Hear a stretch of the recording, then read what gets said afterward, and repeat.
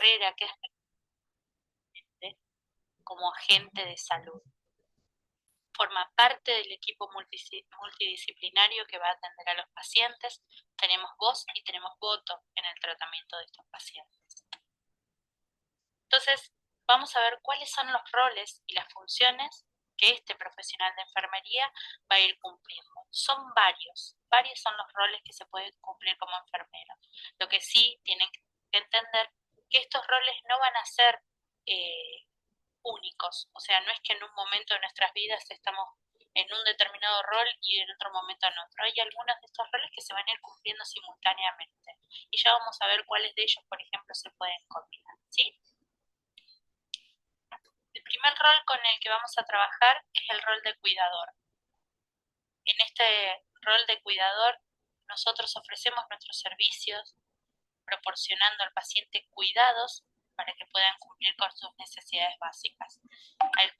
Va a haber pacientes dependientes que van a requerir de un cuidado total de parte de enfermería, otros pacientes que van a requerir menos cuidados ya que pueden ser más independientes y otros pacientes que van a ser totalmente independientes, y con esos pacientes nuestro rol va a ser de apoyo y de formación para que puedan mantenerse sanos y para que puedan continuar sus cuidados de forma autónoma. Entonces, este profesional de enfermería va a administrar estos cuidados acorde a las necesidades de cada uno de los pacientes. Otro de los roles es el rol de comunicador. Nosotros ya vamos a ir más adelantando, cuando vayamos adelantándonos más en la carrera, vamos a ir viendo un poco de lo que es comunicación, y es más, es una de las materias que van a tener también en la formación de ustedes, que la comunicación tiene que ser clara, ¿sí? Tiene que haber un mensaje claro, no rellenarlo con palabras innecesarias, tiene que uno tomar determinadas posturas para transmitir bien los mensajes, manejarse con un lenguaje apropiado, ¿sí? Propio para cada situación. Entonces, este rol de comunicador lo vamos a cumplir tanto con el paciente, con la familia, como con otros colegas. Cuando pasamos la situación actual del paciente, hacemos entrega de guardia.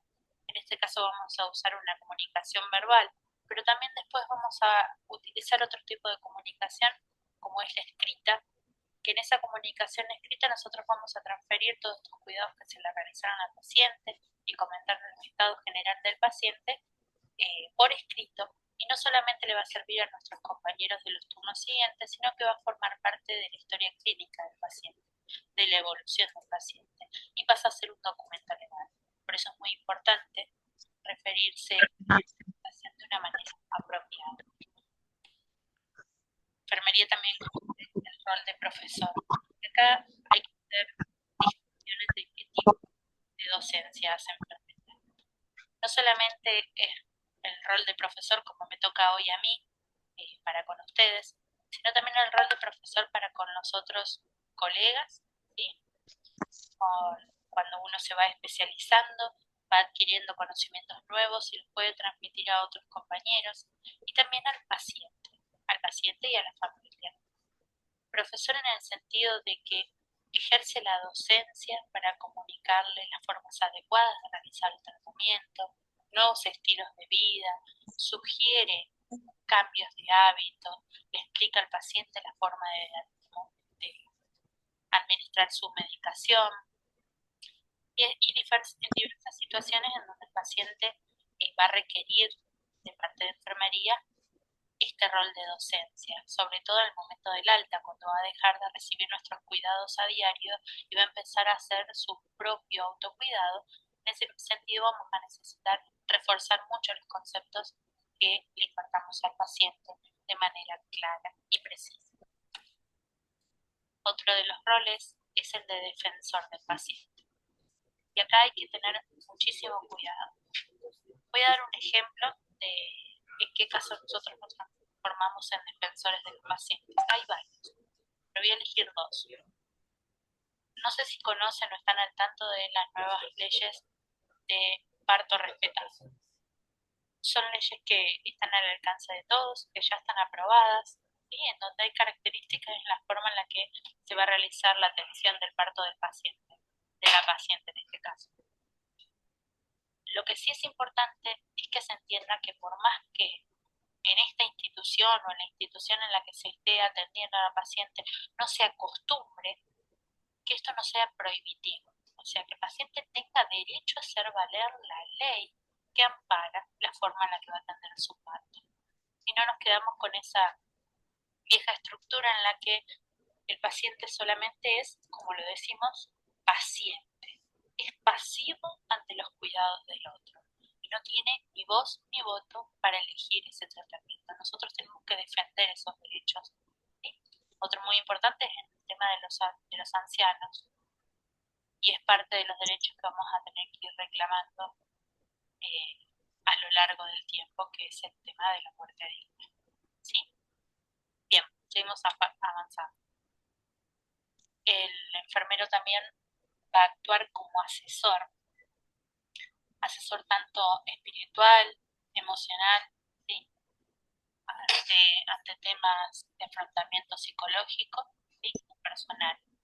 Va a asesorar a la familia para ver cómo actuar ante determinadas circunstancias con este paciente que probablemente vuelva distinto a casa con necesidades diferentes, y va a asesorar al paciente sobre opciones de tratamiento que pueda adquirir. ¿Sí? Otro de los roles importante también es agente del cambio.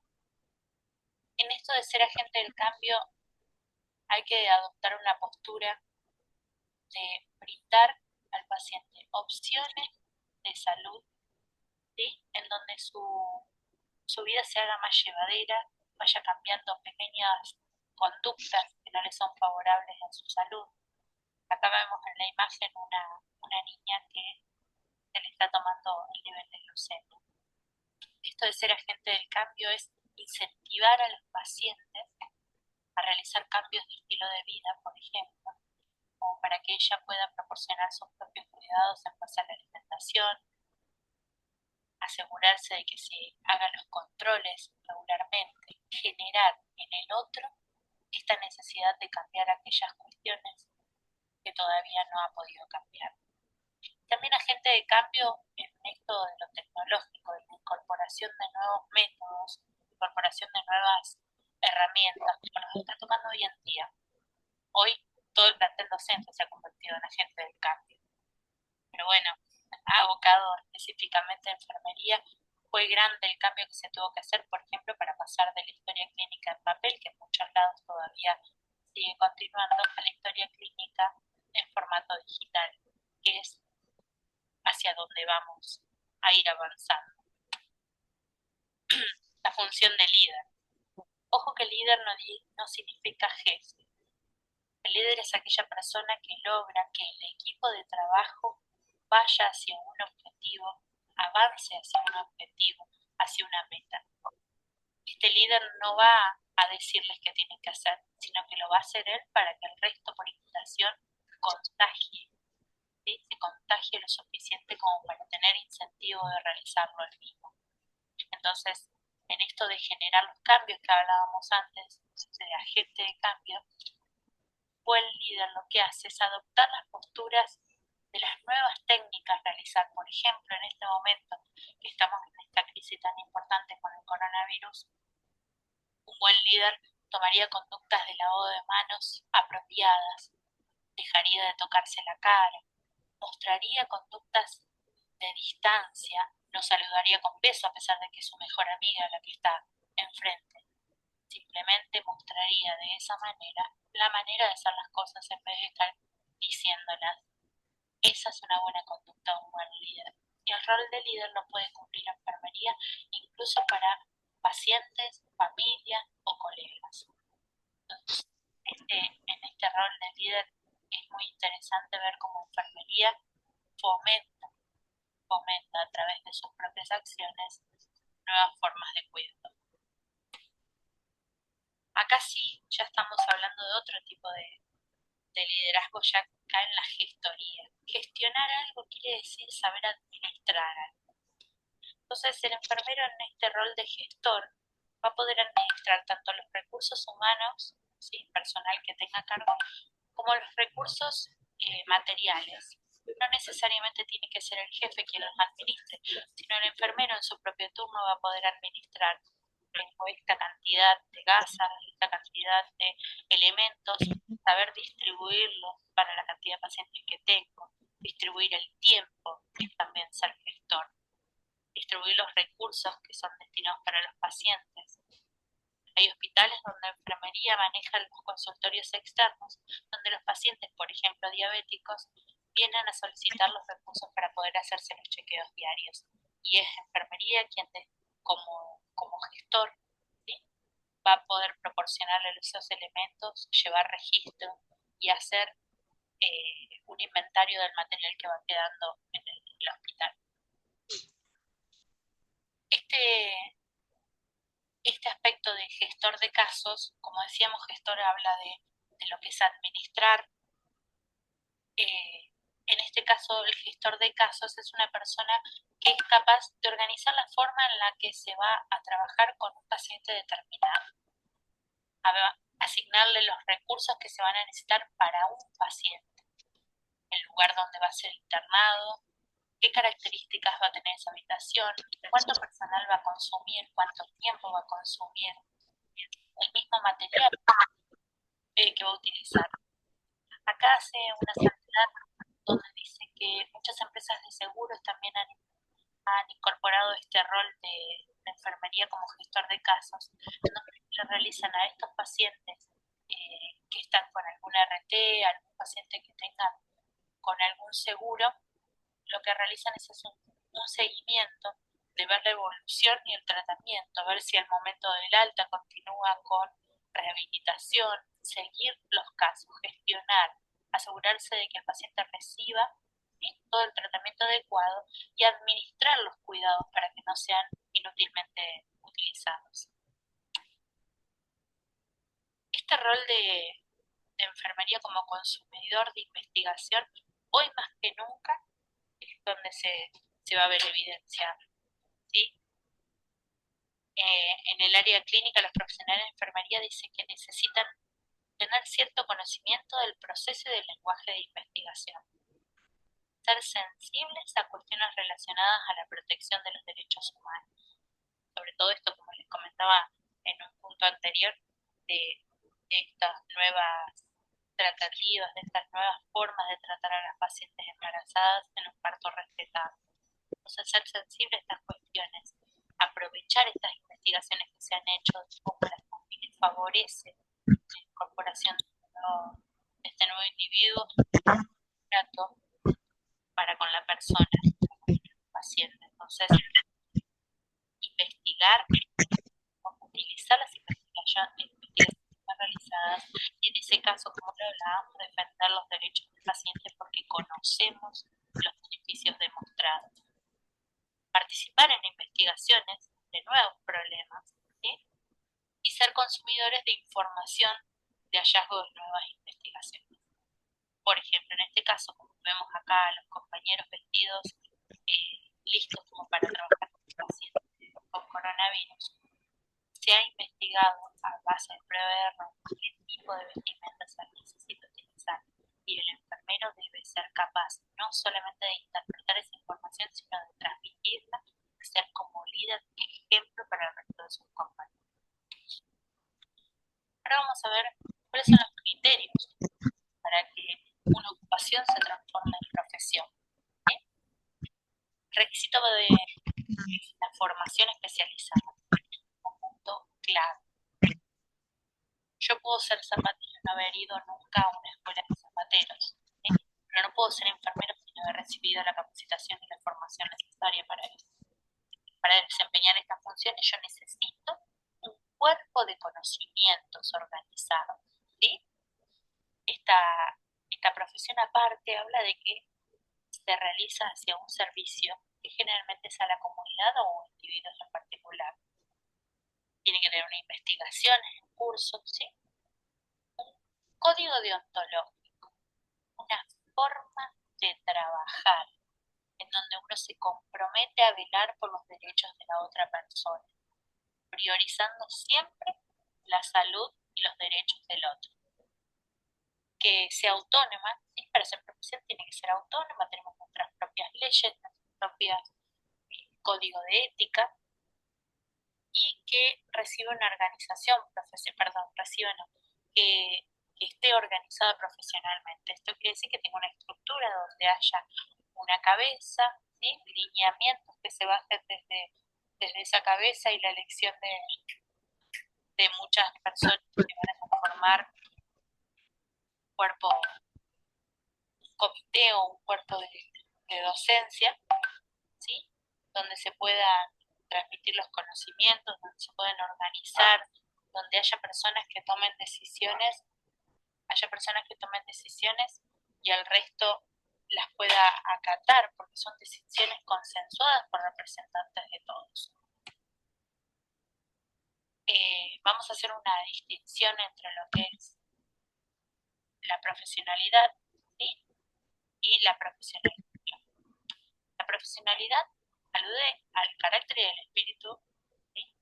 O método de profesional, a los métodos de los profesionales. Y es un conjunto de atributos o modos de vida que implica responsabilidad y compromiso, como nombrábamos anteriormente. La profesionalidad en enfermería ha recibido una gran influencia de Florence Nightingale, ustedes la estudiaron en clases anteriores. En cambio, la profesionalidad es el proceso en el que uno se convierte en profesional. ¿Sí? Nosotros actualmente utilizamos este término de profesionalización para aquellas personas, por ejemplo, que fueron auxiliares o son auxiliares de enfermería y se están transformando en profesionales. Pero al fin y al cabo, ustedes también están haciendo una profesionalización, ¿sí? Adquiriendo los conocimientos necesarios para poder ser futuros profesionales. Ahora vamos a ver entonces qué criterios teníamos que tener en cuenta para esta profesión, ¿sí? Primero, una formación especializada, que era lo que habíamos dicho. Yo no puedo ir y decir, ay, yo hoy me levanto, tengo que ser enfermero y voy y me mando y soy enfermero. No, yo tengo que formarme para eso, adquirir una cierta cantidad de técnicas, de experiencias, de prácticas, de conocimientos, ¿sí? Esto lleva tiempo, lleva mucho compromiso de parte de ustedes. Entonces, yo no puedo tomar una decisión a la ligera, sino que esto me voy preparando, tanto educacionalmente, formacionalmente, como personalmente. Porque como hablábamos en una de las primeras clases, esta es una vocación de servicio, que si bien es un trabajo y que se va a cobrar, sigue siendo vocación de servicio. Yo no me puedo transformar en una persona que le desagrade atender a las otras personas, que le desagrade ser partícipe del cuidado de una persona que me necesita. Porque ese desagrado se nota tanto con la cara, con las formas, y la otra persona no tiene la culpa de que yo haya elegido esta carrera.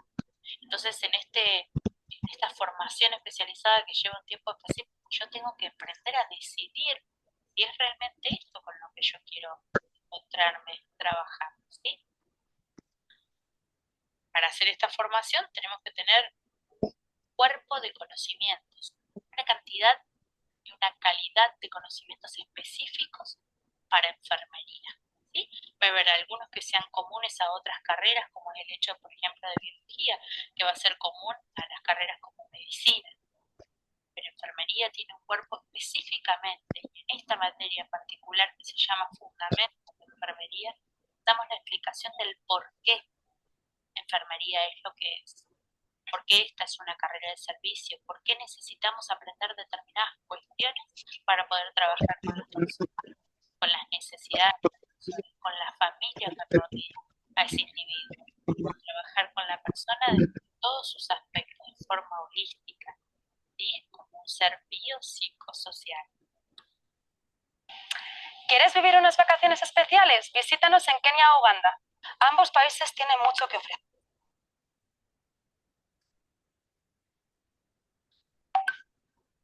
Tenemos que tener esta orientación al servicio, en donde nosotros sepamos que esto que nosotros estamos aprendiendo, este trabajo que estamos dispuestos a realizar, siempre es para el otro, no es el beneficio personal. El beneficio personal va a venir a fin de mes o a principio del siguiente cuando cobremos, pero en realidad esta vocación de servicio tiene que ser brindar con mucha predisposición, con gentileza, nuestros servicios, nuestros conocimientos adquiridos, nuestra experiencia al servicio del otro. El otro puede ser una sola persona o puede ser una comunidad. Entonces hay que tener en cuenta de a poco a qué tipo de paciente, ¿sí? A qué tipo de entorno, a qué tipo de sujeto vamos a brindar este cuidado para poder adaptar estos conocimientos que nosotros sabemos y poder brindárselos con todo lo que el paciente necesita. Esta investigación en curso dice que la creciente investigación en enfermería está constituyendo a la práctica de esta disciplina, está contribuyendo, perdón, a la práctica de esta disciplina. ¿Sí? La mayoría de las investigaciones que se realizan para el desarrollo de esta enfermería ahora están relacionadas más a la forma en la que hacemos, a las técnicas en las que hacemos los procedimientos y sobre todo de carácter infectológico. Mientras más averiguamos, más investigamos, más elementos adquirimos para mantener la estabilidad del proceso, la mejor asepsia posible de los procedimientos, más se van a ir modificando las técnicas. Entonces, por este momento, nuestra mayor cuerpo de investigación está más relacionado con justamente la práctica y no ya con el cuerpo de conocimientos en sí mismo. ¿Qué es un código deontológico? Los profesionales de enfermería han otorgado tradicionalmente un alto valor al mérito y a la dignidad de los demás. La profesión de enfermería requiere la integridad de sus miembros. Los códigos deontológicos cambian con las necesidades y los valores de la sociedad.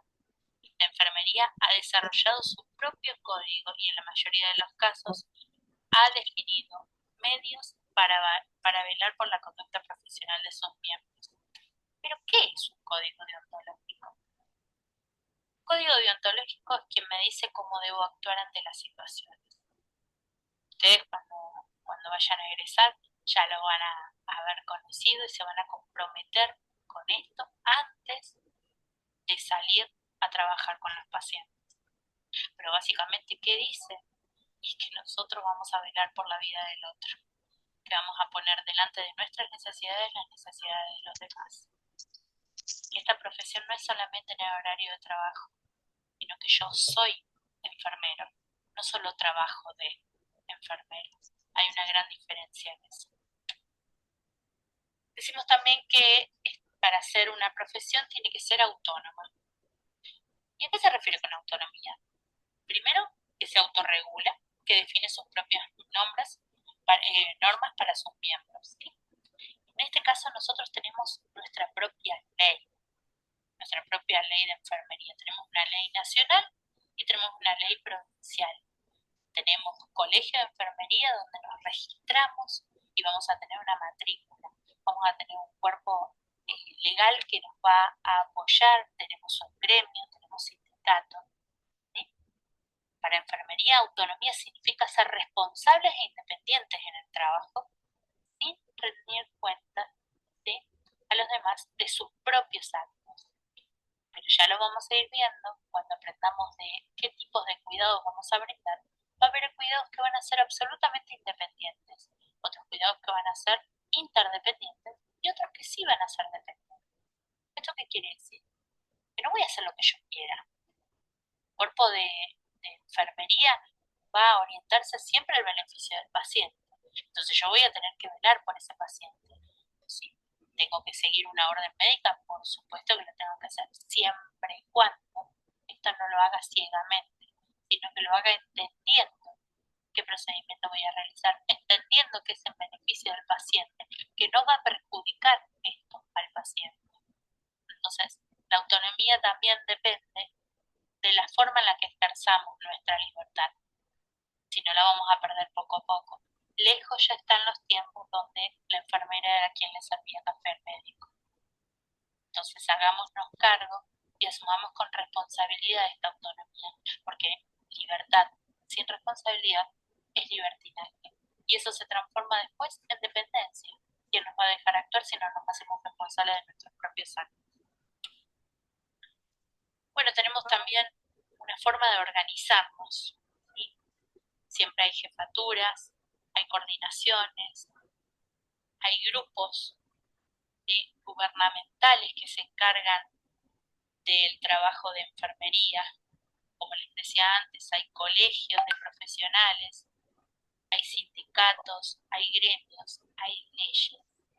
Tenemos una organización profesional donde sabemos qué horario tenemos que cumplir.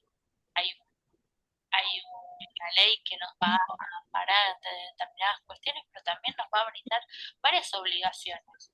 Y dentro de esas están, se puede dejar al paciente solo en el caso de que no hayan recibido la guardia. Es parte de una obligación que necesitamos bastante. Pero si nosotros tenemos una organización profesional, no vamos nunca a proporcionar al paciente cuidados, no lo vamos a dejar solo, no vamos a ocasionar un riesgo legal para realizar abandono del paciente. Entonces siempre vamos a tener un jefe, un coordinador de área que nos vaya ayudándonos a saber entender cuáles son las leyes y nuestras obligaciones. En enfermería, tanto a nivel profesional como a nivel licenciatura, ¿sí?, tenemos asociaciones de enfermería, colegios profesionales, tenemos, como decía antes, las leyes de enfermería, los sindicatos, los gremios, las organizaciones profesionales, ¿sí?, que nos van a ayudar a organizarnos, que van a llevar a la enfermería hacia adelante, que van a promover el bienestar de los enfermeros, que van a ofrecerle apoyo legal, que van a mejorar las condiciones laborales y los lugares de trabajo, y que van a brindarnos a nosotros un espacio de opinión, en donde lo que nosotros digamos como enfermeros, por ser profesionales, la validez. Nos van a dar un espacio en la salud pública. Bueno, chicos, nos quedamos. Perfecto, chicos. Entonces, estas son cosas que ya habíamos checado, ya habíamos visto.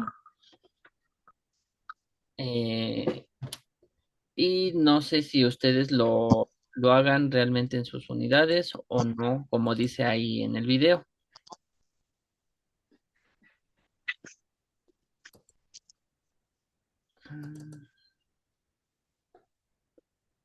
Ok, pues vamos a...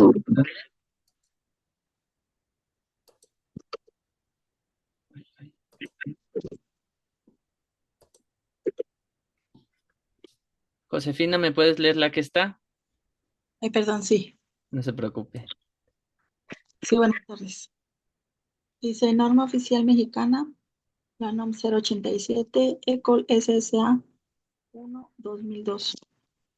Establece la clasificación y especificaciones de manejo, envasado, almacenamiento y transporte de los residuos peligrosos biológicos e infecciosos, que es el RPB en México. Es de cumplimiento obligatorio para establecimientos generadores, hospitales, laboratorios, consultorios, para proteger la salud ambiental. Perfecto. Joana, ¿me puedes leer la que está? Sí. Puntos clave de la NOP 087 ECOL SSA 1-2002. Clasificación de RPBI incluye sangre, cultivos y cepas, patológicos, tejidos, órganos, residuos no anatómicos, gases empapadas y punzocortantes. Envasado. Utiliza recipientes rígidos rojos punzocortantes, bolsas rojas sólidos, bolsas amarillas tejidos y recipientes eméticos amarillos, rojos y líquidos. Almacenamiento temporal. Debe ser el área separada, techada, rotulada y con acceso restringido. Tiempo de almacenamiento. Según el nivel de generar. Nivel 1, 30 días. Nivel 2, 15 días. Nivel 3, 7 días. Transporte. Los vehículos deben ser autorizados y las bolsas no deben comprimirse. Perfecto. Ay. Andrea, ¿me puedes leer el que está? ¿Sí puedes leer, Andrea? Sí, la Perfecto. administración de medicamentos es un procedimiento crítico en la enfermería para prevenir, diagnosticar a tratar enfermedades basadas en una orden médica. Implica la aplicación rigurosa de los 10 correctos pacientes, medicamentos, vía, dosis y hora, registro, educación, velocidad, historia, alergia y seguimiento. Para garantizar la seguridad requiere conocimiento farmacológico, asepsia estricta y registro inmediato para minimizar el riesgo. Perfecto. Josefina, ¿me lee el que está, por favor? Sí. Principios fundamentales de la administración de medicamentos. Seguridad y asepsia. Lavado de manos, uso de guantes y desinfección del material son obligatorios. Confirmación. Verificar los 10 correctos. Inicialmente eran 5. Expandidos para mayor seguridad antes de la administración. Regla de oro. Yo preparo, yo administro, yo registro, yo respondo. Medidas de seguridad. Evitar distracciones durante la preparación. No administrar medicamentos no rotulados y verificar antecedentes alérgicos. Y esto pues prácticamente en sus unidades se lleva a cabo diario.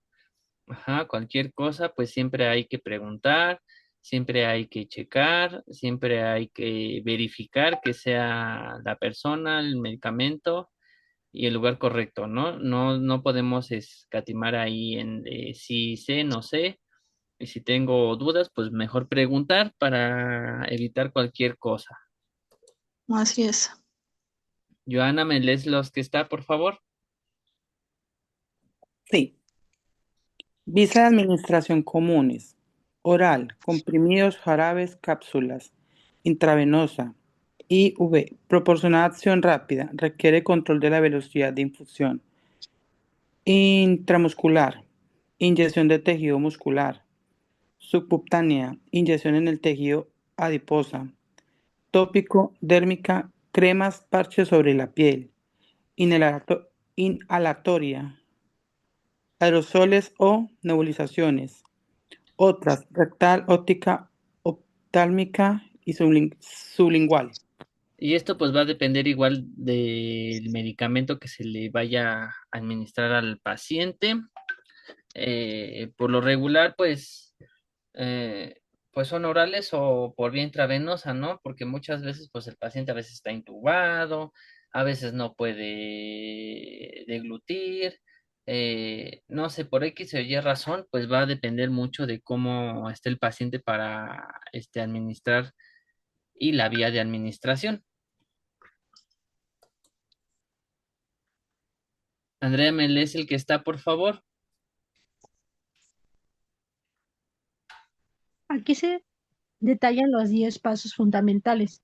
Paciente correcto, verificar la identidad, preguntar nombre, revisado, pulsera y el número de cama e evitando suposiciones. Medicamento correcto, com- comprobar el fármaco al tomarlo, prepararlo y antes de administrarlo. Doble. Dosis correcta, confirma la cantidad exacta, revisar cálculo y dilución.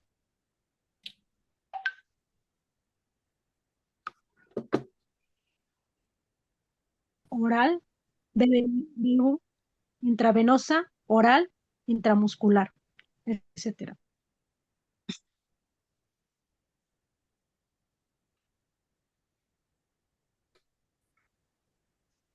Ya te nos fuiste esa. Se escucha cortado. Hora correcta, administración dentro del margen en tiempo establecido para asegurar niveles terapéuticos. Registro correcto, registrar el medicamento, dosis, vía y hora inmediatamente tras aplicarlo. Informar al paciente, explicar el medicamento que recibe y para qué.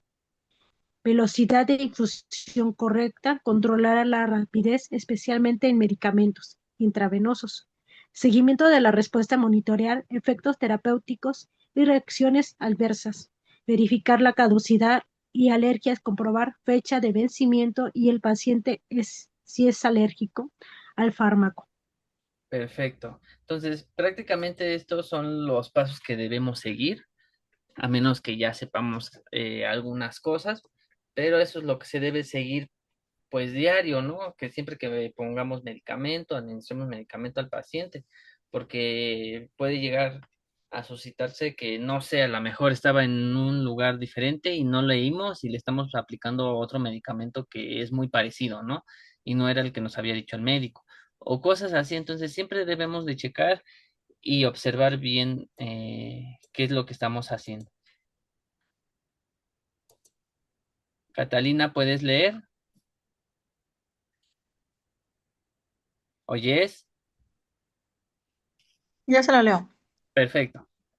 Las curaciones en enfermería son procedimientos asépticos para limpiar, proteger y tratar heridas, con el fin de prevenir infecciones, controlar secreciones y promover la cicatrización. Implican la valoración de la herida, limpieza con soluciones, ejemplo suero fisiológico, y aplicación de apósitos tradicionales o avanzados. Perfecto. Ahora sí, Jess, ¿que estás ahí?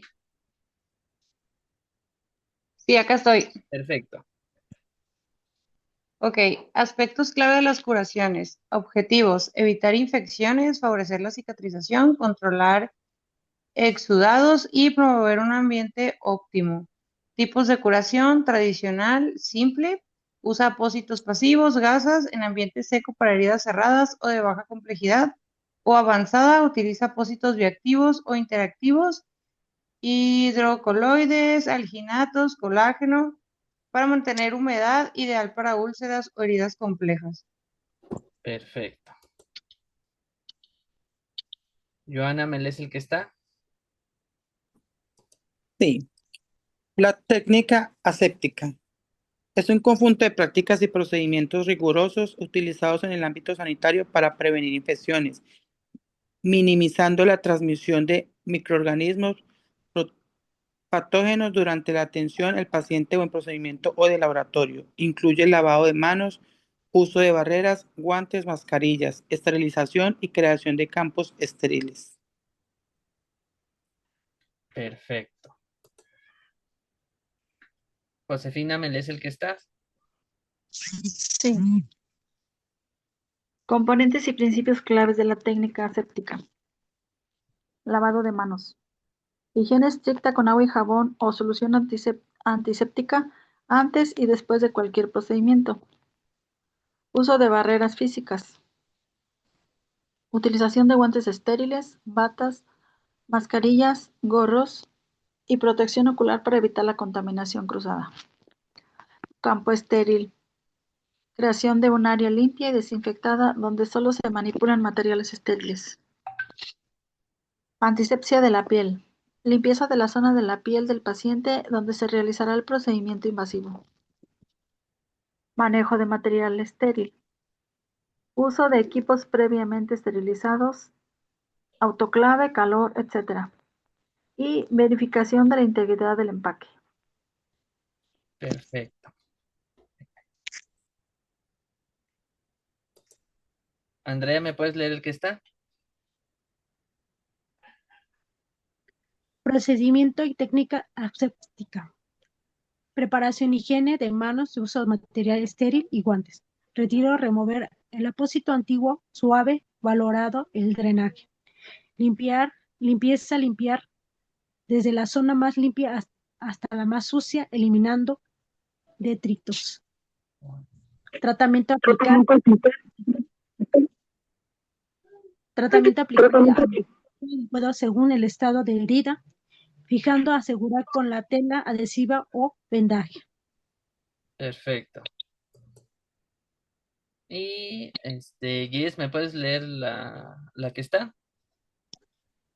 Sí, claro. Seis acciones para una técnica aséptica segura. Uno, valore el riesgo. Elija la AETT, estándar o quirúrgica, en función de la dificultad técnica para conseguir la asepsia. Dos, gestione el entorno. Evite o retire los riesgos de contaminación. Tres, gestione el entorno. Lavado de manos, equipo de protección individual, EPI, desinfección del material, superficies y partes clave. 4. Emplee campos asépticos generales, críticos y microcríticos. Proteja las partes clave y las zonas clave. 5. Use una técnica de no tocar. Las partes clave solo pueden entrar en contacto con las partes clave y con zonas clave. 6. Evite la infección cruzada, desecho seguro del material, descontaminación y lavado de manos. Pues prácticamente esto lo hacemos o lo hacen ustedes casi a diario, ¿no? Dependiendo del paciente con que esté, si tiene alguna lesión o si le van a hacer algún lavado o dependiendo. Pero pues estas son las acciones que se debe hacer. Por lo regular, pues siempre son las mismas en todos los hospitales. No sé en sus unidades si tengan algo diferente o cambia algo o totalmente son diferentes. ¿Cómo son en sus unidades? Sí, pues son así, maestro. Perfecto. Entonces, pues no hay como que mucho cambio. A lo mejor el vocabulario sí, porque va a depender en dónde estén y todo eso. Pero pues prácticamente viene siendo lo mismo, ¿no? Nada más es como cuestión de acostumbrarse y llevarlas a cabo correctamente para que no pongamos en riesgo a lo mejor al paciente. Josefina, ¿me lees la que está, por favor? Sí, técnicas de esterilización. Los métodos de esterilización son procedimientos físicos o químicos, como el calor húmedo, autoclave, calor seco, óxido de etileno, plasma de peróxido de hidrógeno y radiación, diseñados para eliminar toda forma de vida microbiana, incluyendo esporas en materiales inanimados. El calor húmedo es el método más común y seguro en el ambiente hospitalario. Perfecto. Joana, ¿me lees la que está? Sí. Métodos físicos. Dice,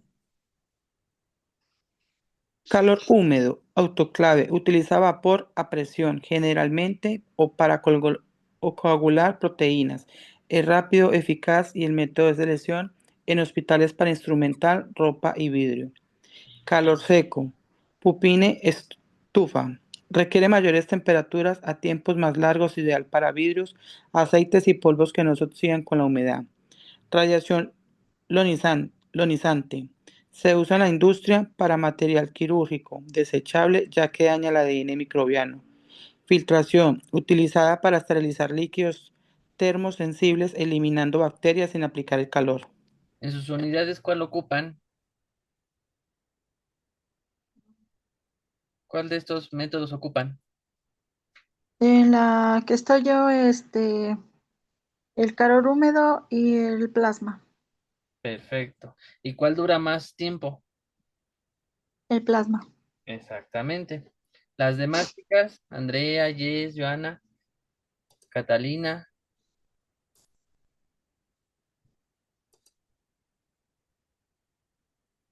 ¿qué métodos ocupan en sus unidades? Autoclave, plasma, radiación.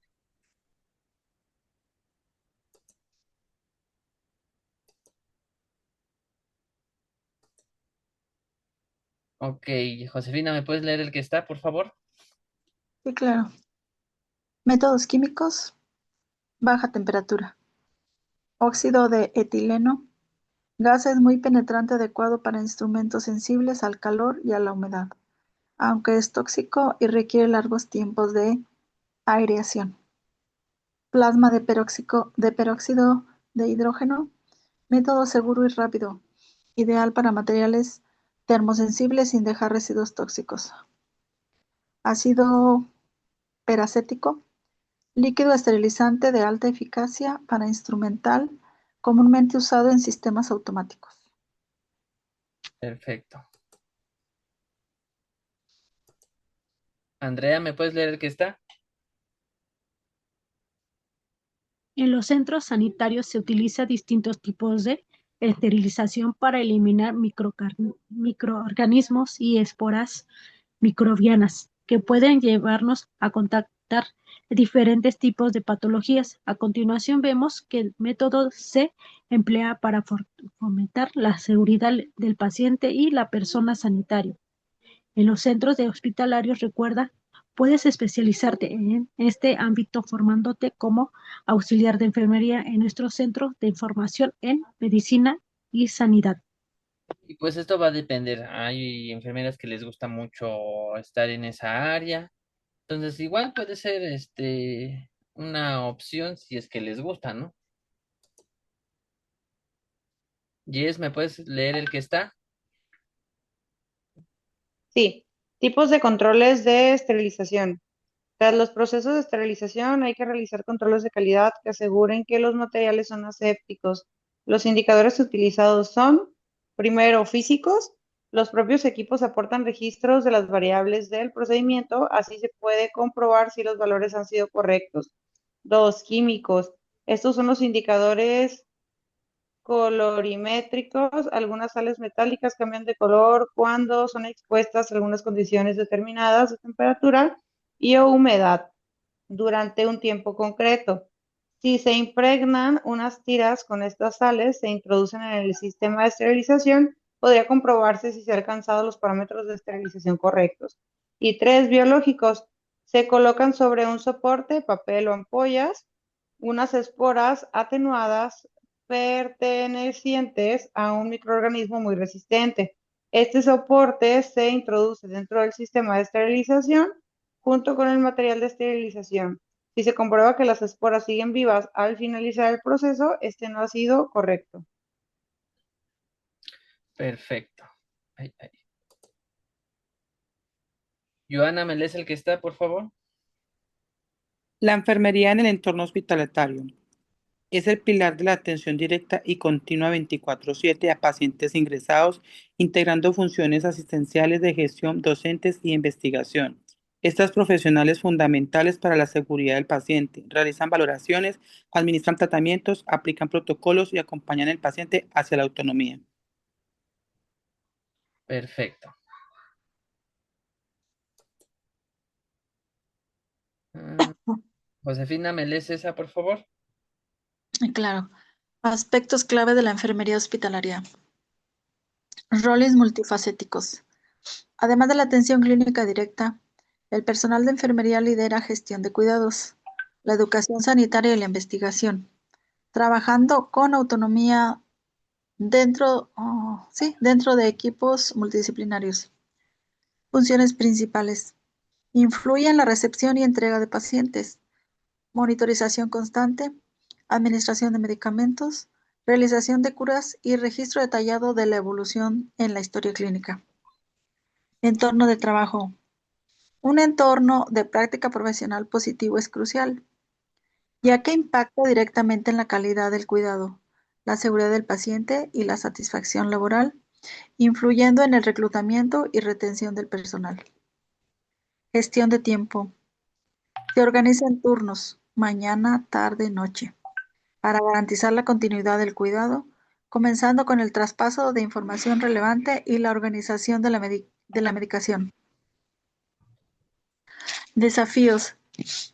Enfrenta jornadas extensas, alta carga de trabajo, riesgo de agotamiento emocional y físico, y la necesidad de mantener altos estándares de seguridad en entornos a veces con personal insuficiente. Especialización. Existen roles avanzados y de enfermeras expertas que toman decisiones autónomas en la gestión de cuidados complejos. Perfecto. Esto igual, pues prácticamente lo hacen a diario. A lo mejor no todos los aspectos, pero si lo haces. ¿Hacen diferentes roles? Sí. Funciones principales, pues también, ¿no? A lo mejor eh, reciben al paciente, dan algunas indicaciones. Gestión del tiempo, pues eso a lo mejor también, ¿no? Porque pues si se dan cuenta, a veces es una sola enfermera como para 20 pacientes y pues luego no pueden ni con su alma las pobres enfermeras, ¿no? El turno nocturno. Cambio de turno, exactamente, cuando son, supongamos que 20 pacientes y dos enfermeras y ya hicieron 20,000 cosas al día y ya cuando menos sienten, no, pues ya viene el cambio de turno y todavía no terminan de hacer las cosas, ¿no? Entonces Sí. sí es muy absorbente el trabajo y a veces pues la falta de personal hace que no, pues no hagamos realmente las cosas como debe de ser, ¿no? Como que las dejamos a medias o las hacemos rápido porque si no se nos va el tiempo. Entonces, pues va a depender igual mucho de la unidad de trabajo donde estén laborando, de cuántos pacientes tengan, de si hay insumos, de si hay personal. Entonces, todo eso va a ir, pues modificándose dependiendo de dónde estén. Así es. Joana, ¿me lees el que está, por favor? Los deberes de enfermería en un hospital se centran en brindar atención integral, segura y compasiva, incluyendo la evolución del paciente, administración de tratamientos, monitoreos, educación para la salud, soporte emocional y el registro detallado en la historia clínica. Deben respetar los principios éticos de no maleficencia, beneficencia y autonomía, operando, operando equipos médicos y trabajando interdisciplinariamente para la recuperación del paciente. Perfecto. Ay, ay. Yes, ¿me puedes leer el que está?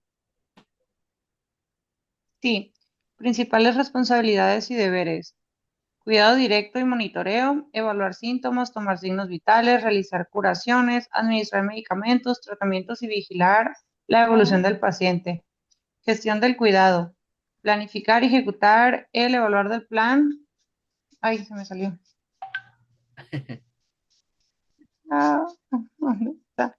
Ok, asegurando la continuidad del cuidado al recibir entregas y entregar pacientes, seguridad y calidad, brindar atención sin discriminación, prevenir infecciones, garantizar la seguridad del paciente y reportar fallas en equipos. Educación y apoyo, orientar al paciente y familiares sobre la enfermedad, tratamientos y autocuidado. Función administrativa, registrar tratamientos y observaciones, gestionar el material necesario y coordinar con el personal. Ética profesional, mantener la confidencialidad, respetar la autonomía del paciente y actuar con profesionalidad. Y eso pues prácticamente igual, a diario lo hacemos, ¿no? Educación y apoyo, pues siempre vamos a orientar a nuestros pacientes y a los familiares para que tengan una buena recuperación y ya no estén yendo al hospital a cada rato, ¿no? Función administrativa, pues a lo mejor no todas o todos están en eso, pero pues los que están, pues ya van prácticamente haciendo otras cuestiones y a veces ya no son operativas, sino ya son más papeleo, ya es más administrativo, todo eso, ¿no? eh, Seguridad del paciente, pues sí, siempre debemos, ya, de hecho ya lo habíamos medio comentado, ¿no? Siempre debemos de tener o hacer que nuestro paciente esté seguro, por ejemplo, si está intubado, pues subir los barandales para que no se nos vayan a caer, muchas cuestiones que a lo mejor se ven pues muy fáciles, pero ya haciéndolas pues ya se vuelven difíciles dependiendo del paciente, ¿no? Porque a veces los pacientes pues igual son muy quisquillosos y no les gusta hacer las cosas, ¿no? Eh, Discriminación, ¿no? También ya lo habíamos checado. A lo mejor por su color de piel, porque tienen otra orientación sexual diferente, este, porque es indígena, ajá. Entonces todo eso pues también no debe de ser, sea cual sea el motivo que vaya por un servicio médico, pues debemos de dárselo con buena seguridad y de calidad, ¿no? También hablábamos de calidad, que eran dos vertientes, calidad de la persona con la que estamos tratando, o sea, que los enfermeros, médicos y demás, los traten pues bien, ¿no? A pesar de que no haya insumos. Y la calidad del servicio que está brindando, pero el hospital, ¿no? Entonces todo eso va incluido. Josefina, ¿me lees el que está, por favor? Sí. Las 8 acciones esenciales para la seguridad del paciente. En México son estrategias obligatorias para mejorar la calidad de atención y disminuir riesgos. Incluyen la identificación correcta, comunicación efectiva, seguridad en medicamentos, procedimientos, reducción de infecciones y caídas, registro de eventos y cultura de seguridad. Perfecto. Yes, me lees el que está. Sí, las 8 acciones esenciales para la seguridad del paciente. Identificación del paciente, uso de al menos 2 datos, nombre completo y fecha de nacimiento, antes de procedimientos, transfusiones o administración de medicamentos. Comunicación efectiva, implementar protocolos para la comunicación verbal o telefónica de resultados críticos y órdenes. Escribir, leer, confirmar. Seguridad en el proceso de medicación, fortalecer el manejo de medicamentos de alto riesgo, electrolitos concentrados y evitar el trasvase. Seguridad de los procedimientos, aplicar el protocolo tiempo fuera, time out, antes de cirugías, procedimientos invasivos para asegurar pacientes, sitio y procedimiento. Perfecto. Andrea, ¿me lees el que está, por favor? Reducción de riesgo de infecciones asociadas a la atención en la salud. Capacitación y escrito apego a la higiene de manos respaldado por la salud de gobierno. Reducción de riesgo de daños al paciente por causa de caídas. Evaluar el riesgo de caída del paciente hospitalizado y aplicar medidas preventivas. Barandales, iluminación. Riesgos, analizar de riesgos, análisis de fallas, eventos adversos y centinela, sistema voluntario con deficiencia para notificar y analizar incidentes para evitar su repetición. Cultura de seguridad del paciente, medición anual de cultura de seguridad para fortalecer la toma de decisiones y la mejora continua. Perfecto. Joana, ¿me lees el que está, por favor? La epistemología del cuidado enfermero.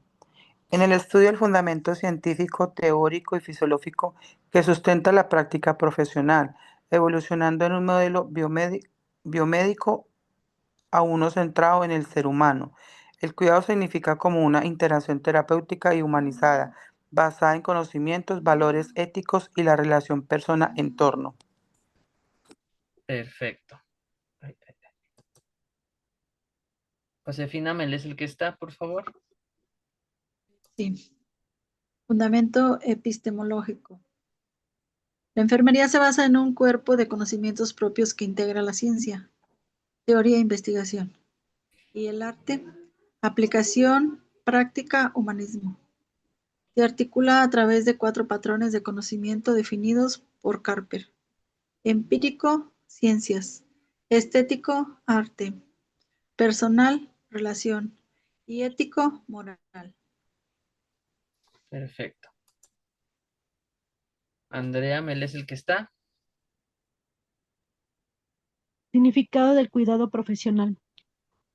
Holístico, aborda las dimensiones biológicas, psicológicas, sociales y espirituales de la persona. Interpersonales, se construye en la experiencia compartida entre las enfermeras y el paciente, respeto sus creencias y valores. Intencional, orientando al proteger, mejorar la salud o acompañar el proceso de la muerte con dignidad. Perfecto.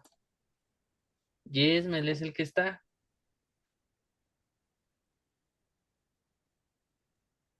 Sí, las teorías y modelos de enfermería actúan como eje estructurante en la valoración del paciente hospitalizado, permitiendo un enfoque integral y científico que va más allá de la enfermedad, al integrar los componentes biológicos, psicológicos, sociales y espirituales. Modelos como el de Virginia Henderson, 14 necesidades, Dorotea Orem, autocuidado o Calista Roy, adaptación. Guía de recolección de datos, identifican déficits específicos y dirigen las intervenciones para fomentar la independencia y la calidad de vida, facilitando un cuidado personalizado y sistemático. Perfecto. Les voy a poner un videito de esto porque la verdad sí son muchas que me venían en el, en el temario y para reducirlas porque sí es bastante. Entonces se los voy a poner y ahorita les digo qué van a hacer. con esta última idea.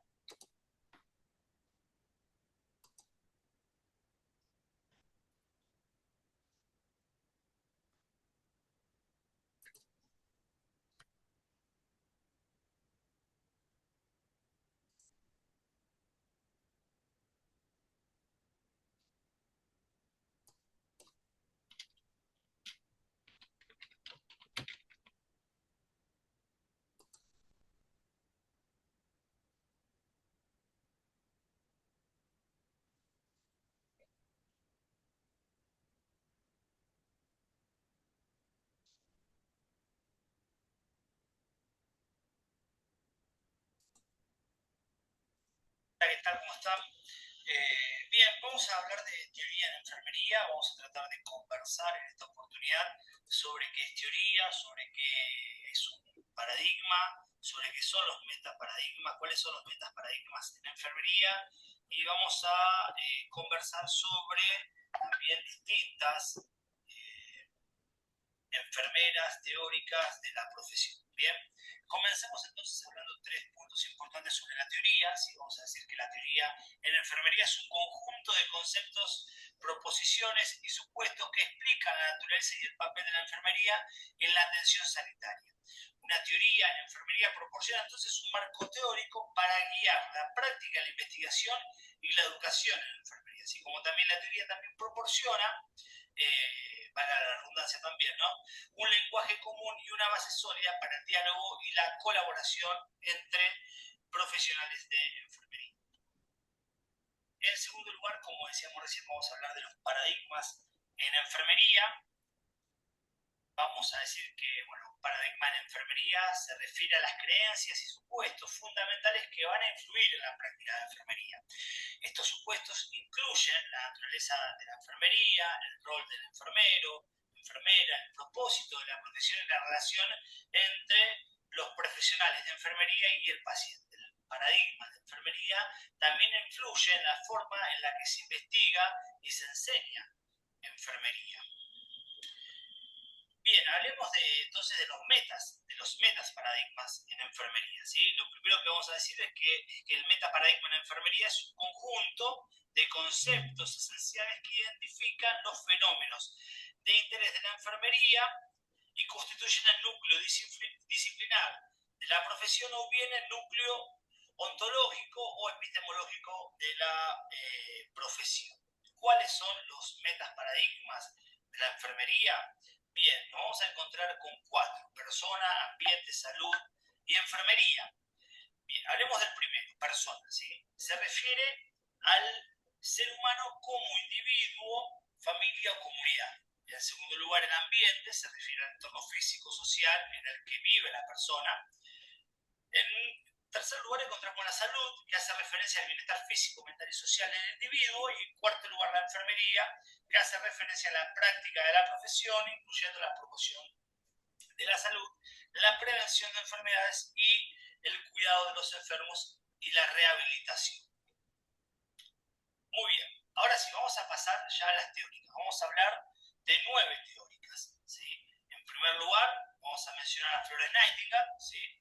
Esta enfermera británica, bueno, que se hizo famosa en la guerra de Crimea, fundadora de la enfermería moderna.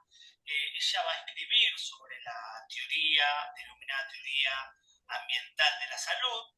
De ella después se van a desprender muchas otras teóricas de enfermería que van a tomar esta teoría del ambiente para después continuar desarrollando esta idea.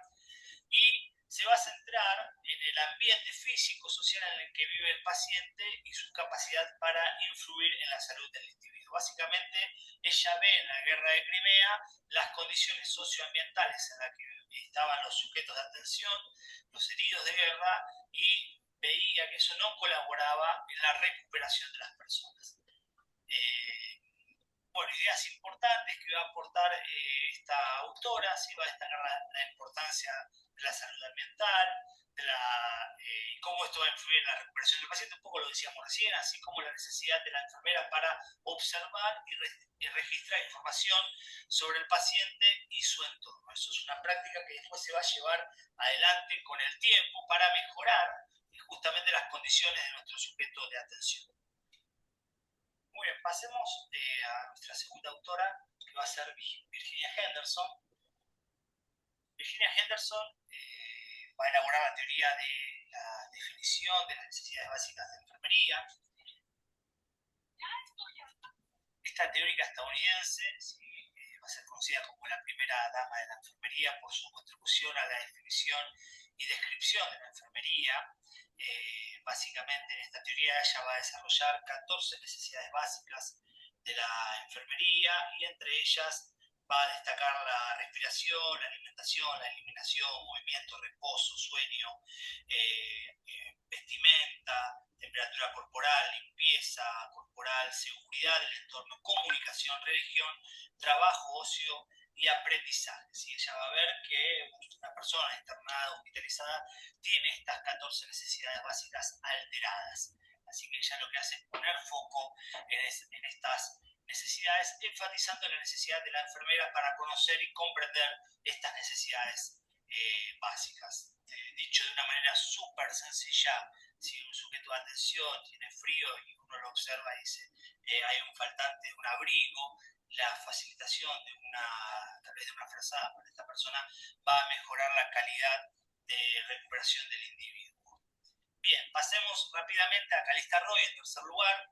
En Calista Roy vamos a encontrar la teoría de la adaptación. Esta teoría de la adaptación nos va a decir, ¿sí?, que la enfermería puede ayudar a facilitar el proceso de adaptación del individuo al entorno, al nuevo entorno donde se va a estar llevando adelante el proceso de recuperación del individuo. Y algunas ideas importantes de esta teoría incluyen la importancia de la adaptación, la relación entre el individuo y el entorno y el papel de la enfermería, como decíamos recién, para ayudar a adaptarse. La teoría de la adaptación se puede aplicar en la enfermería al ayudar a los pacientes a adaptarse a situaciones difíciles o cambios de su salud. Por ejemplo, una persona con un diagnóstico de tratamiento crónico puede beneficiarse de la ayuda de un enfermero al adaptarse a las demandas y a los cambios de estilo de vida. Básicamente es adaptarse a esta nueva etapa que le toca vivenciar a la persona. En cuarto lugar encontramos a Dorothy Oren. En Dorothy Oren vamos a ver la teoría del autocuidado. Oren, enfermera nacida en Estados Unidos, que vivió entre 1914 y 2007, va a elaborar esta teoría que se centra en la idea de que los individuos tienen la capacidad de cuidarse a sí mismos y la enfermería puede ayudar a fomentar y mejorar esta capacidad. Bien, algunas ideas importantes incluyen la importancia del autocuidado, la necesidad del apoyo, la educación para el autocuidado y la importancia de la enfermería para fomentar este autocuidado, ¿sí? Sobre todo para personas con tratamientos crónicos, prolongados, va a ser donde se va a dar esto, personas que comienzan a generar una dependencia del profesional de la salud, y esta autora dice, no fomentemos esa dependencia absoluta, sino que fomentemos que la persona comience a llevar adelante cuidados por sí misma y que empiece a alejarse del profesional de la salud. Bien, pasemos a Imogen Skim, ¿sí? Ella va a estar hablando de la teoría de los sistemas de interacción personal. Esta enfermera estadounidense que nació en 1923 y falleció en 2007, ¿sí?, elabora esta teoría que plantea que los enfermos pueden ser vistos como sistemas abiertos en constante interacción con su entorno. Algunos puntos importantes de su teoría son la importancia de la comunicación entre la enfermera y el paciente, la necesidad de comprender los factores que afectan al paciente y la importancia del tiempo y la energía que se dedica a la relación enfermero-paciente. Un ejemplo de su teoría en la vida cotidiana es el enfoque en la relación y la comunicación con un paciente que está experimentando un alto nivel de estrés o ansiedad. Continuamos entonces hablando de Martha Rogers, y acá en Martha Rogers vamos a encontrarnos con la teoría de la ciencia unitaria. Ella va a hablar bastante del medio ambiente. ¿Sí? Martha Rogers, la enfermera teórica norteamericana que vivió entre 1914 y 1994, elabora esta teoría de la ciencia unitaria. Esta teoría que está enfocada en la totalidad y la interrelación entre el ser humano y su ambiente. Rogers creía que todos los seres vivos están interconectados y que todo el universo está en constante cambio. Fue una enfermera, como decíamos recién, estadounidense, que desarrolla esta teoría y se enfoca en la unidad del ser humano en relación al entorno. ¿Sí? Esta teoría plantea que el ser humano es un sistema energético que interactúa con su entorno, y algunos puntos importantes de su teoría son la importancia de la energía y los procesos de cambio en el ser humano, la necesidad de comprender los procesos de cambio y la importancia de un ambiente adecuado para el bienestar de la persona. La importancia de la integración del ser humano y su ambiente, y la idea de que el ser humano es más que la suma de sus partes y que debe ser visto como una totalidad, es decir, no solamente enfocarte en la parte del individuo que está vivenciando esa enfermedad, sino que verlo como un todo. Y en ese todo encuentra que el ambiente y el medio ambiente es muy importante, sobre todo haciendo referencia, interpretándolo de alguna manera, que muchas veces los ambientes intrahospitalarios tienden a ser bastante apagados, bastante deprimentes, y eso no colabora con el proceso de restauración de la salud de la persona. Continuamos avanzando, sí, vamos a dejar a Martha Rogers un ratito, vamos a ir a Hildegard Peplau, no sé si pronuncié bien el nombre, pero vamos a meternos con Peplau y la teoría de las relaciones interpersonales. Ella va a enfocarse en la socialización de los individuos, entiende que es de gran importancia esta socialización que tiene que vivenciar el sujeto de atención, una socialización que hoy día podemos pensarla desde las redes sociales y cómo estas herramientas tecnológicas móviles, como son los celulares o las notebooks, han facilitado de alguna manera esta socialización de una persona que está hospitalizada y puede comunicarse con el mundo exterior. No obstante, ella habla más bien y hace referencia a la socialización cotidiana tradicional del ser humano piel a piel, ¿no? Entonces va a encontrar en los enfermeros un pilar muy importante en esta relación enfermero-paciente como un proceso terapéutico para mejorar y ayudar a salir adelante a la persona. Bien, estábamos entonces hablando de la teoría de las relaciones interpersonales.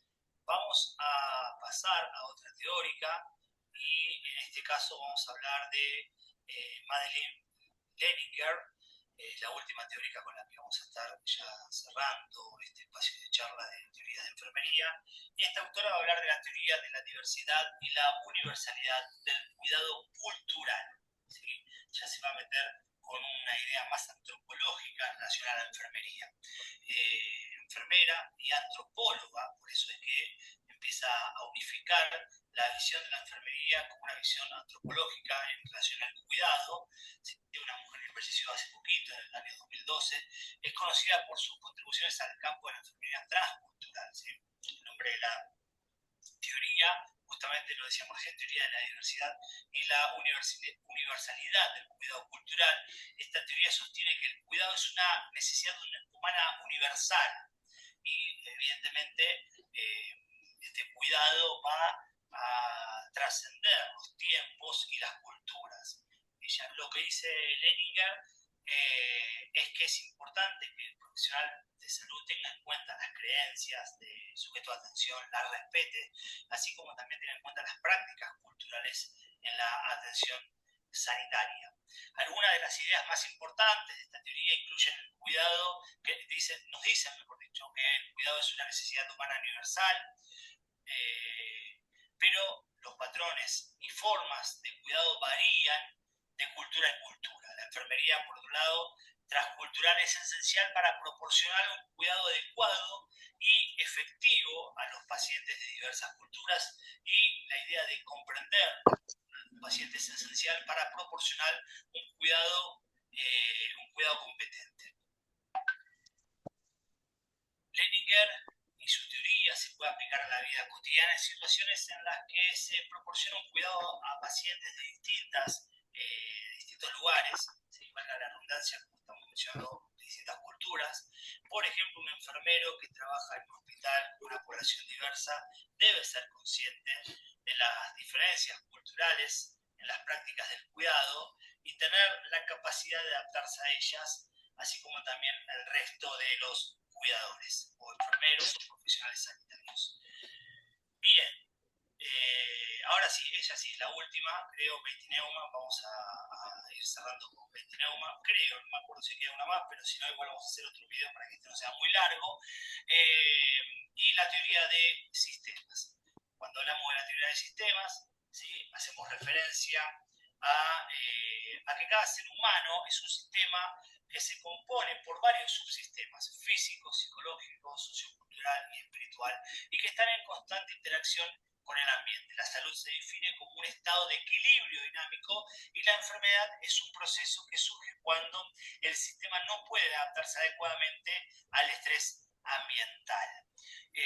Tres ideas importantes que va a mencionar esta autora tienen que ver con el enfoque holístico para comprender la salud y la enfermedad, la relación dinámica y constante entre el individuo y el ambiente, y la necesidad de la enfermera o enfermero de intervenir para ayudar al individuo a adaptarse adecuadamente al estrés ambiental y a recuperar su equilibrio dinámico. En otras palabras, ella lo que está diciendo es que no puede mover solo una parte del sujeto, sino que, es decir, solamente la parte física, sino que también hay que darle importancia a la parte psicológica, social, cultural y hasta la parte espiritual del individuo. Bien, dicho esto, sí, ella sí ya era la última autora. Perfecto, chicos. Entonces, lo que me van a hacer va a ser un resumen, o sí, o sacar lo más importante de los dos videos que vimos. Ajá, de aquí, de enfermería profesional, de lo que estábamos viendo, pues lo único que faltaría. Aquí está. Josefina, ¿me puedes leer ese, por favor, que está? Sí. Modelos clave para la valoración hospitalaria. Dorotea Orem, teoría del déficit de autocuidado. Se centra en la capacidad del paciente para cuidarse a sí mismo. La valoración determina cuándo el paciente no puede satisfacer sus propias demandas de salud, y enfermería interviene mediante sistemas de enfermería totalmente compensatorio, parcialmente compensatorio o de apoyo, educación. Perfecto. Ahí. Joana, ¿me puedes leer el que sigue? Sí. Virginia Henderson, modelo de los 14 necesidades básicas. Considera a la persona como en todo, enfocándose en la independencia del paciente durante su hospitalización, ayuda a la enfermera a identificar qué necesidades no están satisfechas, fuerza, voluntad o conocimiento, para suplir y ayudar a recuperar la autonomía. Perfecto. Andrea, ¿me lees el que está? Callistán Rod, modelo de adaptación. Analiza al paciente como sistema que busca adaptarse a los estímulos del entorno hospitalario, enfermedad. La valoración se centra en los mecanismos de afrontamientos y los cuadros modelos de adaptación físico, autoconcepto, función del rol e interdependencia. Perfecto. Ay, ay, ay, ay, ay. Josefina, ¿me lees el que está? Hildegard Peplau, teoría de las relaciones interpersonales. Se aplica en la interacción enfermera-paciente para identificar las necesidades del paciente y fomentar su crecimiento personal durante el proceso de enfermedad. Perfecto. Ok, entonces miren, lo que van a hacer, no, a lo mejor ahorita totalmente, pero eh, necesito que hagan un resumen o saquen lo más importante del video que les mandé al principio o que pasamos al principio y de este video. Ajá, vienen todas las teóricas. De hecho, pues ahí vienen un poquito más. Aquí vienen, o agarré como que las cuatro, como que han hecho un poco más, pero, lo van a hacer, pues ahora sí que sacar lo más importante, ya sea en cuadro, ya sea un mapa, lo que ustedes gusten, no tengo, y no se extiendan mucho. Prácticamente los conceptos más básicos los van a hacer para que no se les haga tan tedioso. ¿Sale, chicas? Entonces, ¿dudas de esto? No. Esta va a ser la tarea. Perfecto. ¿Qué más les iba a decir? Eh, Pues ahora sí que de ahí también voy a tratar de sacar cosas de su examen para que lo vayan checando, haciendo, ¿sale? Pues ya estamos otra vez prácticamente a 2 clases de que tengan examen. Se les va a ir bien rápido. Otra 100. Otras 100. No, van a ser menos, chicas. Van a ser menos. Ajá, 100 no. Pero sí, sí van a ser menos. ¿Sale? 50. De confusión múltiple dirían por ahí. ¿Sale? Ah, ok. Entonces, dudas de lo que hemos visto, si han aplicado los 10 correctos o más o menos. Sí. Sí, Joana, Andrea, así los practican.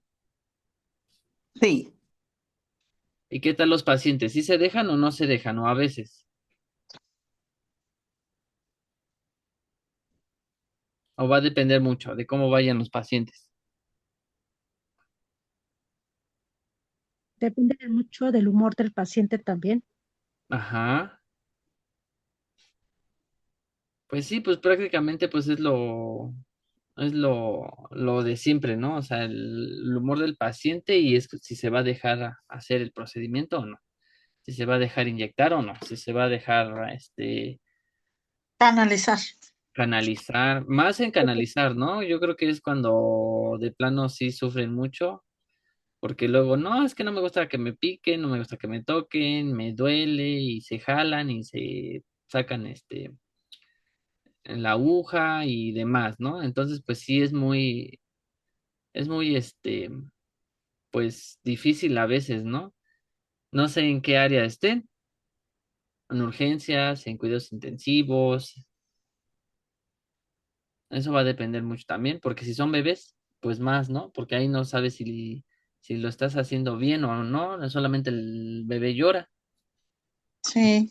entonces sí es pesado, ¿sale? Entonces, pues creo que, este, ahí vamos a acabar porque ya faltan poquitos temas y entonces ya nada más sería prácticamente lo último, la siguiente clase para lo de su examen. Y de todos modos yo creo que le damos un repasito para que lo vean y les voy a empezar a mandar las diapositivas.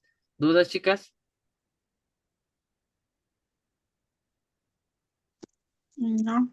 Perfecto. Entonces, la tarea va a ser lo del, El resumen. ajá, el resumen y me lo mandan, así como las tareas pasadas, ¿va? ¿Dudas? O, ¿Cómo? o le puedo, este, sí, puede ser también con alguna gráfica nada más.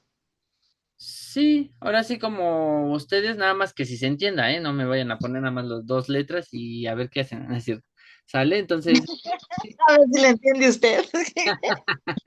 sí, sí, no se preocupe. Entonces, algo sencillo que también ustedes le entiendan, porque qué tal si se los pongo en el examen y van a decir, ay, no, ¿qué es esto? ¿Sale? Ah, Bueno, bueno, está bien. perfecto. Entonces así le hacemos. Y nos estamos viendo entonces la próxima clase, chicas. ¿Dudas? ¿Dudas? ¿Dudas? Ninguna. Perfecto. Entonces así le hacemos y cualquier cosa pues me mandan mensajito, ya saben, como siempre, y les voy contestando. Dale, gracias. Perfecto. Nos vemos. Cuídense, chicas. Hasta luego. Buenas tardes. Sí. Buenas tardes.